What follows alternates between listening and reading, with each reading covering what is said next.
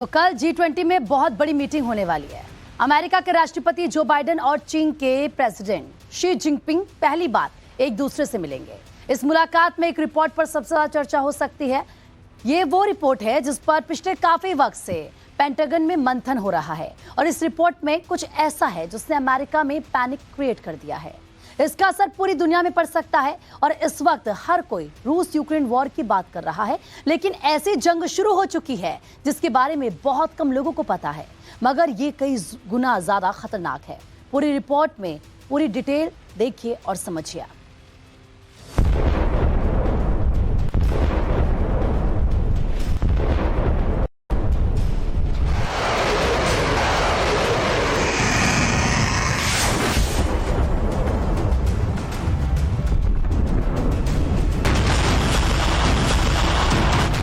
साल 2006 जब आखिरी बार परमाणु टेस्ट की ब्रेकिंग न्यूज दुनिया में चली थी। 16 साल बाद आज न्यूक्लियर वॉर की वर्ल्ड हेडलाइंस बन रही हैं।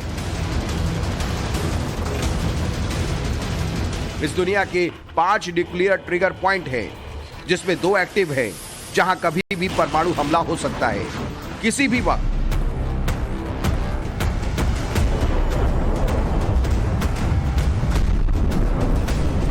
यूक्रेन पर रूस परमाणु हमले की धमकी बार बार दे रहा है। चीन जिस तरह ताइवान को बार बार धमका रहा है, उससे दुनिया में न्यूक्लियर वॉर का खतरा बढ़ गया है। नॉर्थ कोरिया और साउथ कोरिया की तनातनी कभी भी परमाणु जंग में बदल सकती है। ईरान और इजराइल की दुश्मनी भी न्यूक्लियर वॉर की वजह बन सकती है। इसके अलावा पाकिस्तान भी हिंदुस्तान के खिलाफ लगातार न्यूक्लियर साजिशें जुटा रहा है। दुनिया के अलग अलग कोनों पर मंडराते न्यूक्लियर वॉर के इन्हीं थ्रेड्स पर 20 देशों का समूह G20 भी चर्चा करने वाला है। We've been very transparent about our concern that North Korea, that the DPRK would conduct its 7th nuclear test at some point in this broader time frame. And by broader, I mean we've been talking about this now for a couple of months.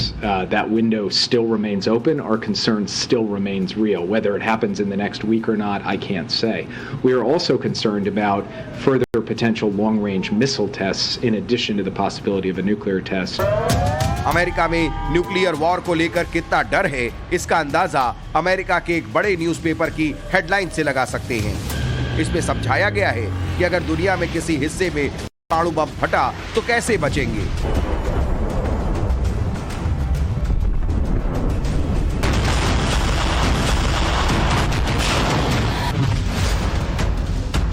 परमाणु युद्ध, ये शब्द क्यों डरा रहा है?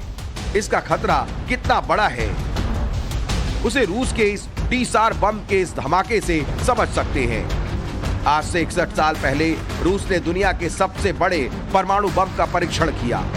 बस एक प्रेस रिलीज जारी करके ये बात बताई गई, लेकिन इसका ओरिजिनल वीडियो 2020 में जारी किया गया। तब दुनिया समझ पाई कि पल भर में नस्लें खत्म कर देने वाला यह हथियार कितना विनाशक है। रूस का अकेला एक एटम बम टीसार यूक्रेन छोड़िए पृथ्वी के विनाश के लिए बहुत है। इसका एहसास अमेरिका को भी है, फ्रांस को भी है, यूरोप के हर एक देश को है। इसलिए अमेरिका और रूस बैकडोर से परमाणु खतरे को टालने की कोशिशों में भी जुटे हैं। प्रधानमंत्री मोदी भी पुतिन को समझा चुके हैं।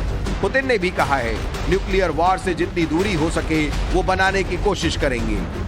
लेकिन दुनिया को इस वक्त रूस से नहीं बल्कि चीन से सबसे ज्यादा टेंशन है। वो चुपचाप बिना शोर के एक ऐसे मिशन में जुटा है जिसका अंजाम सर्वनाश होगा। इस तनाव भरे माहौल में अमेरिका के राष्ट्रपति जो बाइडेन चीन के राष्ट्रपति शी जिनपिंग से मिल रहे हैं। I know Xi Jinping. I spent more time with any other world leader. I know him well. He knows me. We have very little misunderstanding. We just got to figure out where the red lines are and what are the most important things to each of us going into the next 2 years. And his circumstances changed, to state the obvious, at home. And so we're going to have I think, I've always had straightforward discussion.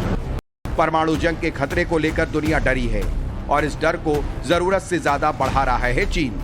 दावा किया जा रहा है कि चीन अगले 8 सालों में इतने न्यूक्लियर हथियार बना लेगा जिसकी उम्मीद न तो अमेरिका को थी और न ही दुनिया को। एक इंटरनेशनल एजेंसी के मुताबिक साल 2011 में चीन के पास 206 न्यूक्लियर वेपन्स थे, जो 2016 में बढ़कर 218 हो गए। 2021 में चीन के परमाणु हथियारों की संख्या 272 पहुंच गई। अब आशंका जताई जा रही है कि चीन 2027 में अपने परमाणु हथियारों की गिनती 700 पहुंचा देगा और फिर 2030 में यह आंकड़ा तेजी से बढ़कर 1000 पहुंच जाएगा। चीन का यही न्यूक्लियर प्रोग्राम अमेरिका के लिए सबसे बड़ा खतरा बन सकता है, क्योंकि अब उसे रूस से हर मोर्चे पर चुनौती मिलती रही है। मगर 2030 तक चीन भी उस हालात में पहुंच जाएगा जहां वो भी धमकी देने पर उतर सकता है। The key theme of the NDS is the need to sustain and strengthen U.S. deterrence, with the People's Republic of China as our pacing challenge. At the same time, the NDS bluntly describes Russia as an acute threat. And we chose the word acute carefully. Unlike China, Russia can't systemically challenge the United States over the long term. चीन ने 1976 में 4 metric ton की क्षमता वाले परमाणु बम का परीक्षण किया था और फिर 1992 में यह क्षमता 1000 किलोटन तक पहुंच गई। ड्रैगन की इस गुपचुप रणनीति पर शी जिनपिंग भी काम करते रहे और माना जा रहा है कि अब चीन उस रणनीति पर काम कर रहा है जिसके तहत काउंटर भी किया जा सके। चीन का पहला परमाणु सिद्धांत है सेल्फ डिफेंस का, दूसरा परमाणु सिद्धांत है परमाणु खतरे को टालने का, तीसरी रणनीति के तहत जवाबी हमले वाले न्यूक्लियर वेपन्स तैयार करना और चौथा सिद्धांत है परमाणु हथियारों की तादाद जरूरत के मुताबिक बढ़ाना।